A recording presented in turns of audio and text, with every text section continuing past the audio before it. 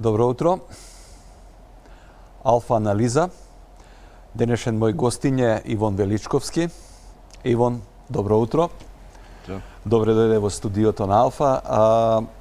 Тема на разговор е каква влада ќе се изроди, односно што може да очекуваме од овие, многу би рекол, по многу нешта таинствени, мистериозни, невообичаено молчење и правење на новата влада зад затворени врати. Според нештата, уште течат роковите за доделување на мандатот, значи ние се уште немаме мандатар, меѓутоа Уставот и законите велат дека победникот, односно партијата која има најмногу пратеници, во овој случај коалицијата на СДСМ, требаше да го добие мандатот. Меѓутоа, председателот Стево Пендаровски се уште го нема дадено мандатот. Што е по ваше, што се случува во моментот? Зошто е ваква ситуацијата? Благодарам за поканата. Со тешки теми да започнеме работната недела. Прво, уставните рокови не се пробиени од страна на Пендаровски, но јас веќе неколку пати на социјалните мрежи имам напишано дека председателот на Републиката е потребно да го забрза овој процес, давајќи го мандатот, бидејќи имаме јасна постизборна ситуација, собранието е конституирано. Навремено беше прескокната онаа замка која што некои се обидува да кажат дека собранието не е конституирано бидејќи не е избран председател, напротив, изборот на председател не мора да се случи веднаш на собранието, така што влеговме во 10 дена уставниот рок кој што бара председателот да го довери мандатот на партијата или партиите кои што имаат освоено најголем број на пратеници.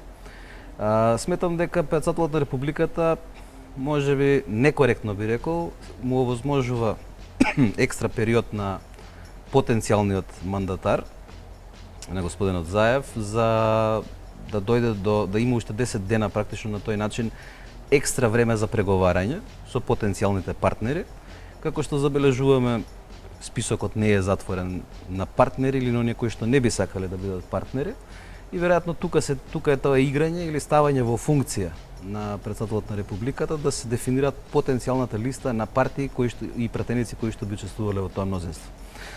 Знам дека ова може би ви личи дека не е баш дел од прашањето, но забележете.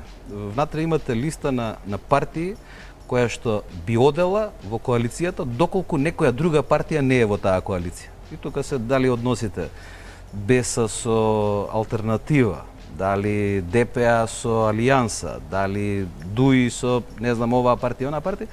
Битно е дека во таквата ситуација практично се исцртуваат можни и исклучени партнери. И тоа е тоа што му ја комплицира состојбата на Заев.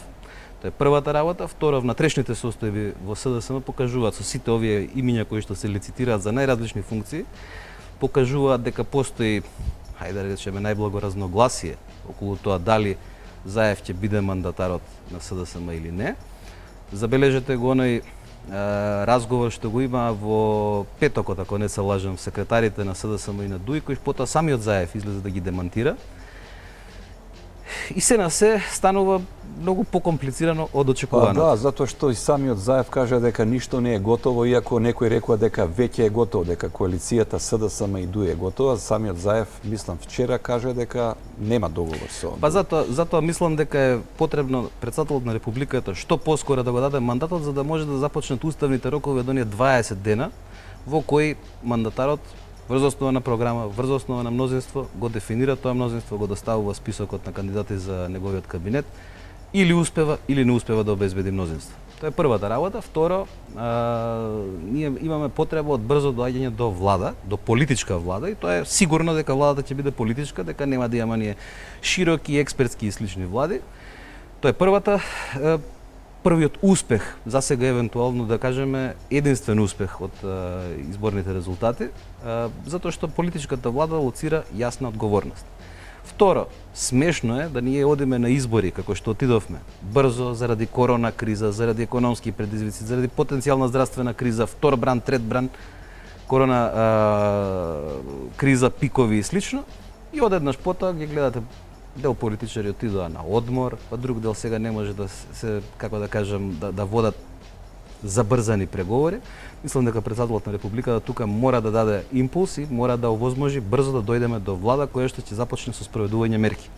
Ние денеска зборуваме само за корона кризата, нели, од оној аспект дали имаме зголемен број на заболени и слично. Зголемениот број на заболени, смртноста која што се јавува е еден од проблемите, но да не заборавиме дека кај нас покрај здравствениот оптеретувањето врз економскиот систем е огромно. Денеска ќе видите дека цели индустрии зависат од тоа дали државата ќе даде помош или не. Текстилната индустрија ќе биде страшно погодена.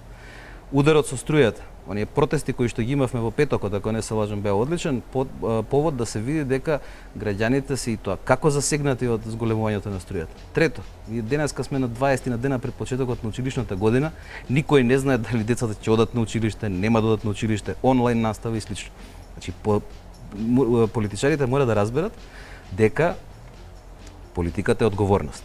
Не случајно кога зборувам за движењето на нова република, зборувам за пристап кон нова организација на политиката и нова функционалност, вистинска функционалност на институциите.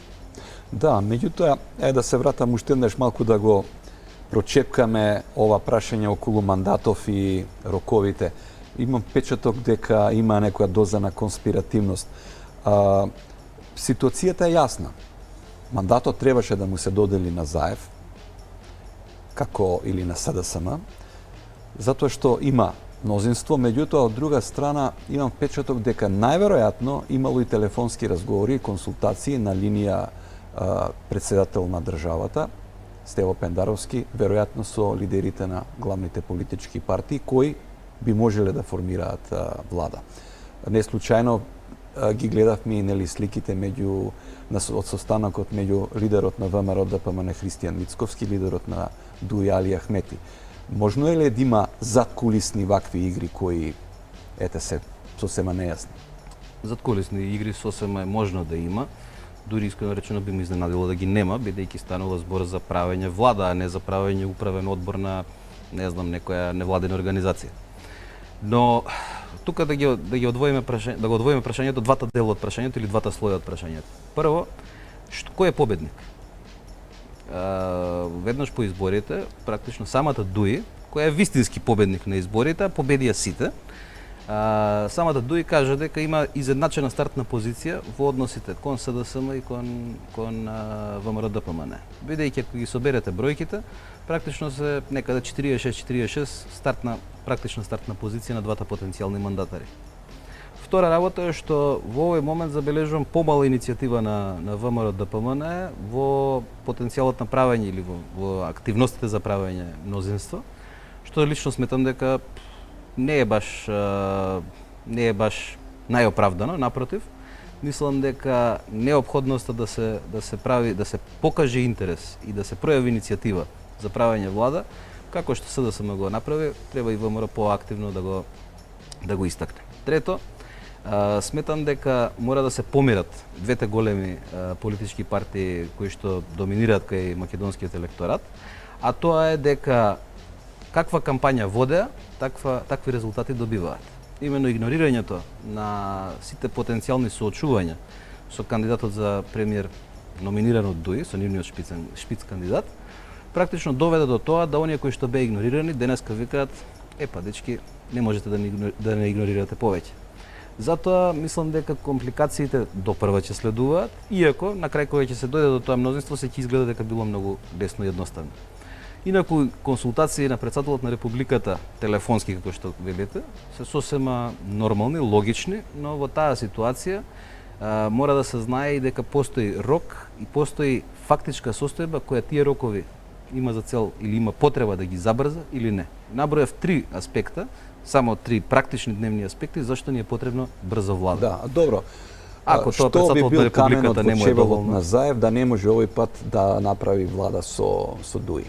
Што е разликата целата операција која што беше спроведувана од почетокот на датумот за изборите, кога да се определи датумот за изборите, одлагањето.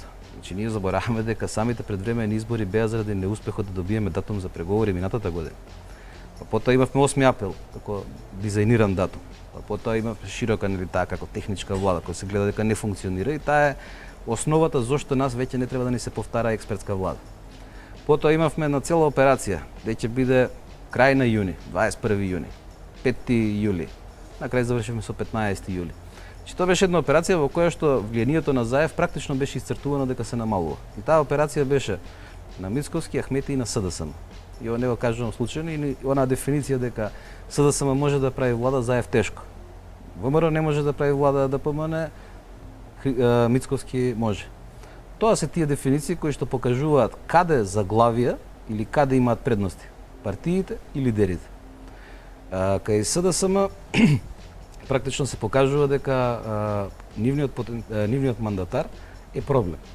Кај ВМРО ДПМН се покажува дека нивниот потенцијален мандатар не е толку проблем, може би му фали да кажам агресивност во пристапот за правење влада, но дека партијата започнала со своите внатрешни реформи.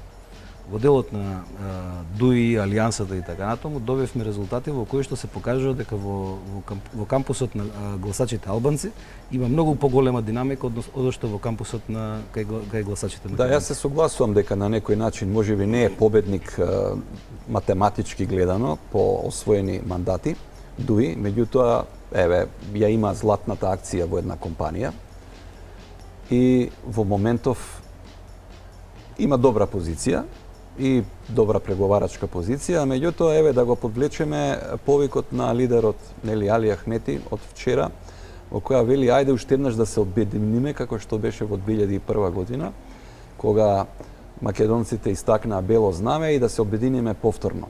Веројатно мисли да влезат сите заедно во идната влада. На почетокот зборував дека постојат некои линии кои што некои од партиите кај албанците не може да ги преминат, иако во политиката сме виделе дека многу линии што не можеле да бидат преминати, биле преминати. Но од друга страна, тој е некој втор повик, и вчера мислам дека не треба да се држиме само од еден конкретен пример, тој е втор повик. Како таков, тој покажува дека всушност е отворен и сака да ја зајакне својата преговарачка позиција. И тоа само партија која што се држи затворено е губитник или е оној кој што е ексклузивен и не сака да го шири потенцијалниот квантум на поддршка на една влада, само тој може да биде губитник. Заради тоа и кога зборував кај ВМРО ДПМН, ја го напоменав оној дел дека нив им е потребна поголема пропулзивност во правењето на таквите преговори. Едноставно, принципите траат перманентно, но изборните резултати покажуваат кој во каква позиција ќе биде, а потоа настапуваат компромисите за градењето владина програма. Значи конкретно за Заев ова е пресудно дали ќе направи влада или не, дали тој ќе биде премиер или не. Кај делот кај Мицковски за неговата партија е пресудно дали ќе прави влада или не.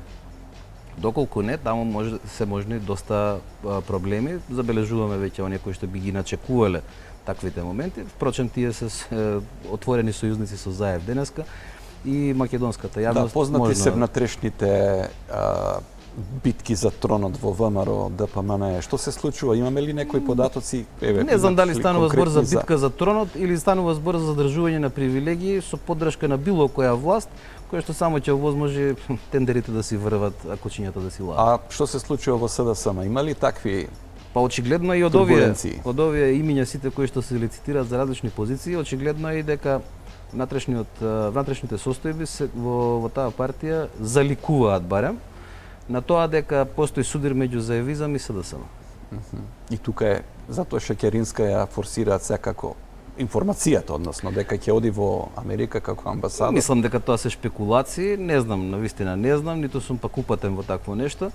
Она што е битно е дека при градењето на ова движење за нова република многу внимававме кога да го обзнаниме и кога да започнеме со активности. И ве сега гледате зашто овие избори ги оставивме на страна. Едноставно тајмингот е, па да не претераме, но 40% од целокупната операција. Истиот тајминг сега да го преселиме на дневната ситуација. За сите овие беше последен момент. И во СДСМ, и во ВМРО ДПМН. Забележувам дека таа релаксација постоеше повеќе кај ДУИ, која иако игнорирана, иако малте како една цела операција да се правеше за нивна изолација, денеска се неизбежен фактор. И сега на луѓето не можете да им се лутите. Изјавите може би да бидат по да го лицаат увод, може да предизвикуваат нервоза. Но тоа што тие изјави кажуваат се дека таа нивна комотна позиција не значи дека ги избегнуваат основните обврски. Да се потсетиме дека денеска основни обврски се движењето на Македонија кон Европската унија, целта НАТО е исполнета, а тоа значи дека сега следува онаа потешката фаза на примена на сите договори за кои што практично во македонскиот етнички кампус беа предмет на препирки, разлики изминативе 2 години. Она што е добро е дека после овие избори вториот референдум, така да кажем, за Преспанскиот договор е завршен. ВМРО ДПМН нема обврски веќе по тоа прашање да настапува контра, бидејќи резултатите покажуваат дека таа тема кај македонците не е пресудна. Кај СДСМ од друга страна доаѓа потешкиот дел. Океј, ги завршите договорите, направивте, се сликавте едно друго. Што направивте потоа? Економија, ништо вака фрапантно, никаков исчекор. Корупција висока. Нефункционалност на судство евидентна. Покажува дека системот практично бил само узурпиран за дневни потреби и за малку ефекти. Ќе има континуитет по ваше на тој систем, односно на во овој момент стара-нова влада? Во овој момент мислам дека да, мислам дека поблиску, во овој момент мислам дека поблиску до правење влада се СДСМ и ДУИ. Но тоа не значи дека така ќе остане, особено затоа што овдека помалку е прашање на програма, туку главното прашање е кој да биде мандатар, со каков рок, кој да биде председател на собрание, повторно со каков рок. И она што е многу интересно е дека практично сигналите се дека различни услови важат за Заев, а различни услови како мандатар, а различни услови би важеле да речеме за или принципи на договор би важеле со Мицкоски како мандатар. Она што е непознаница е какви се разликите во условите кои што би биле поставени кон Заев како мандатар и некој друг мандатар од СДСМ. Добро, ситуацијава, ја спомнавте пред малку, не е баш оптимистична. И ни во економскиот дел, нити па во здравствениот дел со третирањето или со справувањето со пандемијата. Имавме еден шок со покачувањето на електричната енергија, сето тоа јавниот долг е многу голем, оди само нагоре. Се сеќавам, например, на едни избори во Грција, кога победник беше Јорго Папандреу и Пасок, кога влезе во премиерската канцеларија и седна на премиерската фотелја, тој беше ужаснат од тоа колку Грција била во долгови. Тие не знае што се случува со нивниот бројченик, ставен, закачен некаде. Истото не е баш, не знам. Истото е и кај нас, со тоа што и тие кои што се на власти, кои што располагаат со бројки, мислам дека не располагаат со вистинските бројки, бидејќи кај нас статистиката е подценета и се зема како политичка прагма, а не како основа за политичка проекција. Тоа е првата работа. Второ, сметам дека покачувањето на струјата, то прва некаде таму кај септември, октомври ќе ги видиме неговите ефекти. Да, трето, почнува школска година, трошоци за зимници и така натаму, сето тоа ќе не само тоа, него ние забораваме дека иако работат под набавка, нели, од други оператори, и приватните компании исто така ќе бидат изложени на покачување, бидејќи тие договори еден ден треба да се продолжат или да се направат нови. Сега, ако и тие започнат да работат по поскапа цена на струјата, импутот во македонскиот производ станува многу поскап, бидејќи електричната енергија е еден од главните импути во финалниот производ, и мислам дека тука конкурентноста на домашниот производ или цената, конкурентноста ќе се намалува, а цената ќе мора да расте. Тоа се двете варијанти. Сметам дека воопшто никој не се загрижува во моментов за тоа што всушност се случува со домашната економија, и мислам дека тука се покажува целата таа површност на мнозинството политичари од власта во изминатиот период, а како што забележувам и во овој период нешто не се многу загрижени. Мислам дека регулаторната комисија донесе навистина политичка одлука, но она што е уште поинтересно. Протестите во петокот покажа една заблуда расчистија, или основната заблуда беше дека албанците не плаќаат струја во Македонија. Ја на тие протести во Тетово, во Чаир, видов и многу албанци, видов и македонци. Мислам дека со заблудите веќе расчистуваме, бидејќи тие луѓе излегоа и кажаа: дечки, вие викате цело време по социјални мрежи, ние сме овде на терен и протестираме заради ова зголемување на цената на струјата. Да, имаш и друг протест интересен, а тоа е протестот против банките и банкарското работење во Македонија со низа години. Но еве да го завршиме разговорот и не гази времето на кратко. Што гледате на вашиот радар? Дали евентуална влада во која би била СДСМ и сите албански партии или ВМРО ДПМН и сите албански партии е гарант за стабилна влада и влада која би била способна да излезе од етничките подели, етноцентризмите и да направи исчекор кон реформите. Етничките поделби сега се производ на промашениот или злоупотребениот концепт на едно општество до сите од страна на Заев. Тој го упропасти тоа, мислам дека со помош на некои меѓународни пријатели кои има една цел, но се случи ова што се случи. Второ, мислам дека стабилна влада ќе биде онаа која ќе ги собере во себе вистинските победници на изборите и кај македонците и кај албанците, и на неа ќе се дека треба да се да биде тие две партии треба да бидат костурот на она што ќе значи создавање мнозинство, бидејќи во спротивно владата ќе биде перманентно нестабилна. Внатре во партиите ќе има нестабилности и конечно владата која што ќе продолжи, која што ќе започне со разбивање на монополот на власта, врз власта, моќта и информациите, таа ќе биде успешна влада. За сега вас која пише во моментот владината програма, идната владина програма, Заев или Мицковски? Во овој момент кажав кој личи дека е поблиску, а кој би требало, тоа е сосема друго прашање.